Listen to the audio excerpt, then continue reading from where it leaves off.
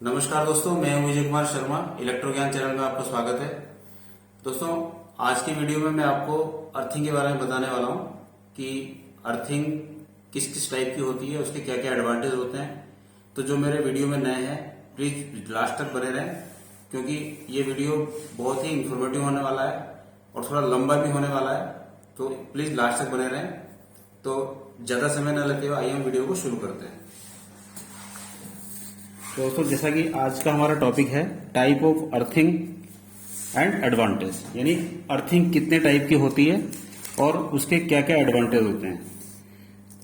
तो सबसे पहले तो हम बात करते हैं कि अर्थिंग कहते किसे हैं। तो अर्थिंग एक ऐसा लो रेजिस्टेंस का एक कंडक्टर हम जमीन में या ग्राउंड में अर्थ के अंदर करीब करीब 10 से 15 फीट नीचे हम एक प्लेट या पाइप को दबा देते हैं और वहां से एक लो रेजिस्टेंस वायर ले आकर और किसी मशीन जो कि इलेक्ट्रिकल ऑपरेटेड होती है उसकी बॉडी से कनेक्ट कर देते हैं, या ट्रांसफार्मर या जनरेटर या अल्टरनेटर से कनेक्ट कर देते हैं। उसे हम अर्थिंग कहते हैं। अब हम सबसे पहले हम बात करते हैं टाइप ऑफ अर्थिंग की, कि अर्थिंग कितने टाइप की होती है। टाइप ऑफ अर्थिंग, तो सबसे पहले हम लेते हैं स्ट्रिप अर्थिंग। स्ट्रिप और वायर अर्थिंग। स्ट्रिप और वायर अर्थिंग जो होती है, इसमें एक स्ट्रिप को जमीन के अंदर लगभग 10 फुट नीचे तक एक खड्डा कर होल कर उसमें दबा दिया जाता है और चारकोल और नमक के मिश्रण से उसको फिलअप करके भर देते हैं। लेकिन इसमें एक ध्यान देने वाली बात है कि जो स्ट्रिप का साइज जो होता है वो 25 mm और 1.6 mm, यानी 25 mm चौड़ी और 1.6 mm मोटी जीआई, इससे कम नहीं होनी चाहिए। अगर जीआई की स्ट्रिप ले रहे हैं तो ये साइज होना चाहिए, और अगर कॉपर की ले रहे हैं हम तो उसका साइज 25 mm चौड़ा और 4 mm से कम मोटा नहीं ले सकते। ये कॉपर के लिए है। तो स्ट्रिप अर्थिंग में ये ध्यान देने वाली बात है। और दूसरी जो अर्थिंग होती है हमारी, वो है हमारी पाइप अर्थिंग। पाइप अर्थिंग, अब पाइप अर्थिंग में जो साइज हम ले सकते हैं पाइप का, वो 25 mm से लेके और 75 mm तक हम साइज ले सकते हैं पाइप का। और इसे भी हम 10 से 15 फुट गहरा, एक 5 से 6 इंच चौड़ा गड्ढा कर और 10 से 15 फुट गहरा गड्ढा करके इसमें इसको पाइप को दबा देते हैं। साथ ही इसमें हम चारकोल और नमक का मिश्रण बनाकर इसको फिलअप कर देते हैं। और इसके ऊपर एक क्लैंप होता है। मैं अगर थोड़ा सा आपको यहाँ पे और भी बताऊं इसका, जैसे हमने ये खड्डा कर दिया जो कि इसकी चौड़ाई लगभग 6 इंच है। इसके अंदर हमने ये पाइप हमने डाल दिया। इस पाइप में आधे से नीचे की ओर हमने 8 mm के होल कर दिए, लगभग 10-10 इंच की दूरी पर। और इसमें हम यहां तक ये ग्रेफाइट या चारकोल और नमक का मिश्रण भर देते हैं, और बाकी बचे हिस्से में इसी खड्डे की जो मिट्टी होती है उसे फिलअप कर देते हैं। और ये पाइप कम से कम जमीन से 10 इंच ऊपर रखते हैं, और यहां पर हम एक फनल इसमें वेल्ड कर देते हैं इस तरह से।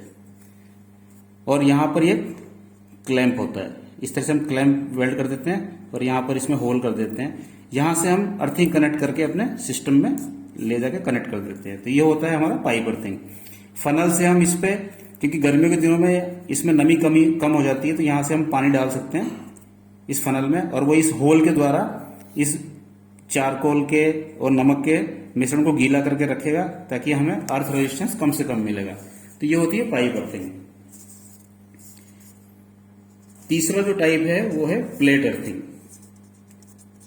प्लेट अर्थिंग, अब प्लेट अर्थिंग की जहां तक बात है, इसमें सबसे पहले जो साइज होता है हमारा वो 60 सेंटीमीटर इंटू 60 सेंटीमीटर का इंटू 3.18 mm, यानी 2 फुट चौड़ा 2 बाई 2 फुट की एक प्लेट होती है जो कि 3.18 mm मोटी होती है। और ये लेते हैं हम, ये साइज हमारा कॉपर का। अगर हम जीआई की प्लेट यूज कर रहे हैं तो वो भी 60 सेंटीमीटर इंटू 60 सेंटीमीटर इंटू 6.36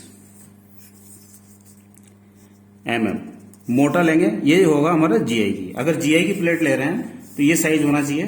तो इस तरह से ये मान लीजिए ये प्लेट है,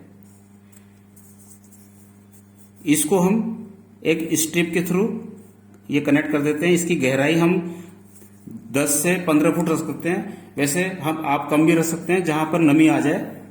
और ये जो इसका जो हम जो खड्डा करते हैं यानी होल करते हैं वो लगभग 2.5 बाई 2.5 या 2.25 बाई 2.25 का रखते हैं। 2.5 इंटू 2.5 फुट का ये खड्डे का साइज होता है। और इसको भी हम बाहर की ओर पाइप कम से कम 10 इंच पाइप बाहर निकाल देते हैं। और यहां पर हम इसमें एक क्लैंप टाइट कर देते हैं, इसमें होल होता है। और ये जो प्लेट एक वर्टिकल पोजीशन में रखते हैं और यहां पर ये हम चारकोल और नमक का उससे फिलअप कर देते हैं। और इसमें बाकी हिस्से में हम मिट्टी फिलअप कर देते हैं। इसमें जो चारकोल और इसका परसेंटेज जो रखते हैं हम, तो हमारा जो चारकोल का परसेंटेज होना चाहिए लगभग 60%, नमक हमारा होना चाहिए 25%, और साथ ही इसमें हम एक कलमी शोरा भी रख सकते हैं। तो कलमी शोरा जो हमारा होना चाहिए 15%। तो इस तरह से हम इसका घोल बनाकर इसको मिश्रण को आपस में मिलाकर हम इसको फिलअप करते हैं। और ये जो प्लेट है ये वर्टिकल पोजीशन में होनी चाहिए, कॉपर और एल्यूमिनियम दोनों कंडीशन में। अच्छा, चौथा हमारा टाइप है वो हमारा रॉड अर्थिंग। रॉड अर्थिंग, तो रॉड अर्थिंग के लिए भी साइज, सबसे पहले हम साइज की बात करते हैं। तो साइज हमारा रॉड का साइज जो होना चाहिए वो 12 mm से लेकर और 75 mm तक हम ले सकते हैं। 25 mm तक, 25 mm तक हम रॉड का साइज ले सकते हैं। और ध्यान रहे रॉड जो होती है इस तरह से होगी और लास्ट का सिरा थोड़ा आगे से हम इसको ऐसे तीखा रखते हैं। और इस रॉड पर हम यहां पर एक क्लैंप लगा देते हैं। क्लैंप और रॉड का मेटल एक ही होना चाहिए, यानी अगर आप कॉपर की रॉड यूज कर रहे हैं तो कॉपर का ही क्लैंप होना चाहिए, अगर जीआई की रॉड यूज कर रहे हैं तो जीआई का। और इसे डायरेक्ट हम 4 से 6 इंच का होल बनाकर लगभग 8 से 10 फुट गहरा, मान लीजिए ये हमने ये खड्डा कर दिया जमीन के अंदर और इसमें हमने चारकोल और नमक फिलअप कर दिया। और ये क्लैंप हमारा, क्लैंप में होल होते हैं दोनों साइड में, यहां से हम अर्थ कनेक्ट करके अपने सिस्टम को ले गए। तो ये होता है हमारा रॉड अर्थिंग। साथ ही दोस्तों अब मैं आपको बताता हूं जिसके बारे में बहुत कम लोगों को पता होगा। एक हमारी होती है कॉइल अर्थिंग। ये कॉइल अर्थिंग में क्या करते हैं, इसका जो कॉइल बनाते हैं वो हम 8 SWG साइज का वायर लेते हैं कॉपर का।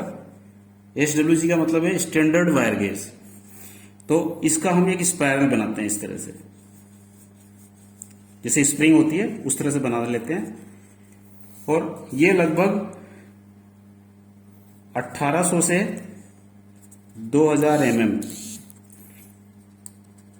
लंबा होता है। और इसको हम डायरेक्ट जमीन में होल कर इसी साइज का, यानी अगर 2 इंच का हमने ये स्प्रिंग बनाया है यानी 50 mm चौड़ा ये स्प्रिंग बनेगा। इसका जो ये डाया होता है ये हमें 50 mm रखना है। तो हम 4 या 6 इंची का इसमें होल करेंगे और इसको डाल देंगे उसमें, और उसको भी हम वापस नमक और चारकोल से इसको पूरा फिलअप कर देंगे। और ऊपर ले आकर हम एक स्ट्रिप यहाँ पे इससे कनेक्ट कर देंगे और स्ट्रिप में एक होल होगा, इससे हम डायरेक्ट अर्थिंग अपने सिस्टम में ले जा सकते हैं। तो इसे बोलते हैं हम कॉइल अर्थिंग। और छठा टाइप को जो हमारा है वो होता है हमारा केमिकल अर्थिंग। केमिकल अर्थिंग, अब केमिकल अर्थिंग भी 2 तरह का होता है। एक होता है हमारा पाइप जिसे हम जीआई इलेक्ट्रोड या जीआई पाइप बोलते हैं। दूसरा हमारा होता है रॉड। अब जो जीआई पाइप होता है वो 2 तरह का होता है। एक होता है हमारा जीआई पाइप, एक होता है कॉपर बाउंडेड पाइप। यानी जो जैसे मान लीजिए ये पाइप है तो पाइप पे एक कॉपर की कोटिंग होती है। ये जो कोटिंग होती है ये हमारी 100 से 150 माइक्रोन होती है, इस पर कोटिंग होती है। और अगर ये जीआई का पाइप है तो जीआई, इस पे जीआई की कोटिंग लगभग 70 से 120 माइक्रोन की जीआई की कोटिंग होती है। तो ये अगर जीआई की कोटिंग है तो इसे हम जीआई इलेक्ट्रोड कहते हैं, अगर कॉपर की कोटिंग है तो इसे हम कॉपर बॉन्डेड इलेक्ट्रोड कहते हैं। इसी तरह से जो रॉड अर्थिंग होती है, इस जो ये रॉड का साइज है, असल इसकी साइज अगर मैं बात करूं तो पाइप का साइज हम 40 mm से लेकर 75 mm तक होता है, और जो रॉड का साइज है वो हमारा 14 mm से लेके और 23 mm तक इसका साइज होता है रॉड का। और इस रॉड के ऊपर भी, जैसे मान लीजिए ये रॉड है, ये आगे से इस तरह से तीखी होती है और यहां पर इसमें क्लैंप वेल्ड होता है। तो इस रॉड के ऊपर भी कॉपर की लगभग 150 माइक्रोन की लेयर चढ़ी होती है। तो और ये जो रॉड होती है एमएस की होती है, यानी माइल्ड स्टील की होती है, और ये दोनों साइड में होल होते हैं। तो इसके द्वारा हम अर्थिंग आगे ले जाकर अपने सिस्टम में कनेक्ट करते हैं। अब अगर हम बात करें कि इसको केमिकल अर्थिंग क्यों कहते हैं, तो इसमें जो केमिकल होता है वो एक हाई कंडक्टिविटी मटेरियल का कंपोजिशन होता है, जिसमें कि हमारा होता है, एक क्या होता है bentonite, bento NIGHT night, plus graphite,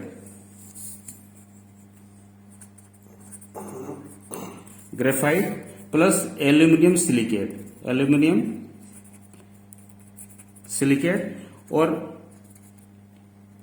metal powder होता है। ये इनसे सबसे मिलकर इसका इसके हम शॉर्ट में बैकफिल कंपाउंड भी कहते हैं। ये एक सुपर कंडक्टिविटी कंपाउंड होता है।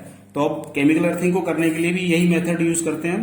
जैसे अगर हमारे पास 40 mm का पाइप है तो हम लगभग, मैं दूसरा पेज ले लेता हूं, जैसे 40 mm का पाइप है तो हमने लगभग 5 इंच का या 6 इंच का हमने ये खड्डा किया है जमीन के अंदर, लगभग 10 फीट, और इसके अंदर हम ये इलेक्ट्रोड हमने फिलअप कर दिया है, ये फिलअप करके डाल दिया।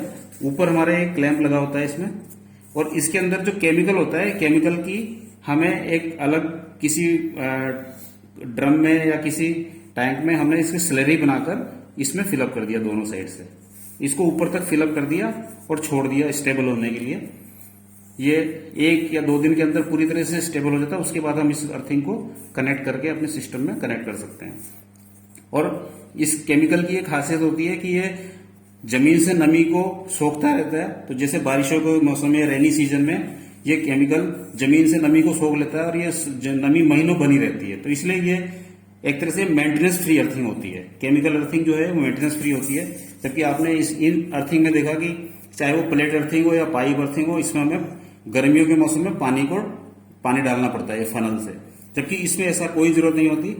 अगर आपने केमिकल अर्थिंग यूज की है, चाहे वो पाइप वाली है चाहे वो रॉड वाली है, उसमें जब एक बार आपने केमिकल फिलअप कर दिया तो उसमें मेंटेनेंस फ्री अर्थिंग है, इसमें आपको कुछ नहीं करना है। और अगर हम इसकी लाइफ की बात करें तो ये जो पाइप अर्थिंग और ये है, इसकी लाइफ लगभग 25 से 40 साल होती है, और केमिकल अर्थिंग की जो लाइफ है वो लगभग 20 से 30 साल होती है। लेकिन केमिकल अर्थिंग इन अर्थिंग के मुकाबले सस्ती पड़ती है। तो आजकल ज्यादातर यही अर्थिंग ज्यादा लोकप्रिय है। सभी जगह घरों में या इंडस्ट्रीज में यही अर्थिंग हम यूज करते हैं। अगर हम बात करें कि इन सारी अर्थिंग में से कौन सी अर्थिंग ज्यादा अच्छी है, तो ये डिपेंड करता है यूज के ऊपर कि हम अर्थिंग किस पर्पज से यूज कर रहे हैं। अगर मान लीजिए हम अर्थिंग कर रहे हैं डीजी सेट, या हमारा टरबाइन है यानी टीजी सेट है, जनरेटर्स हैं या पैनल्स हैं जिसमें काफी लोड है, तो वहां पर हम प्लेट अर्थिंग यूज करेंगे। क्योंकि हाई जहां पर बहुत ज्यादा लोड है वहां पर हमें प्लेट अर्थिंग ही करनी चाहिए। लेकिन अगर लाइटिंग लोड है या छोटी छोटी मोटर्स का लोड है या कम लोड है, तो वहां पर हम केमिकल अर्थिंग या ये स्पाइरल अर्थिंग या रॉड वाली अर्थिंग को यूज कर सकते हैं। अब अगर हम बात करें इसका एडवांटेज का, यानी अर्थिंग का एडवांटेज क्या है, तो नंबर 1 अगर हम बात करें तो हमें किससे सेफ्टी मिलती है, हमें प्रोटेक्शन देता है प्रोटेक्शन फॉर शॉक, यानी अर्थिंग से हमें प्रोटेक्शन मिलती है शॉक से, यानी करंट, हमें करंट नहीं लगता है। वो कैसे नहीं लगता है? मान लीजिए ये आपका कोई मशीन है, ये आपकी अर्थिंग पिट है, तो ये मशीन एक मेटल से बनी हुई है, तो हमने इस बॉडी से एक वायर कनेक्ट करके हमने ये अर्थ में कनेक्ट कर दिया है। तो अगर ये मोटर इलेक्ट्रिकल ऑपरेटेड है, अगर इसमें कहीं से भी लीकेज करंट आएगा तो इसके बॉडी में चारों ओर फैल जाएगा। अगर ये वायर नहीं कनेक्ट हो और कोई अगर आदमी इसे छू ले तो उसे शॉक लग सकता है।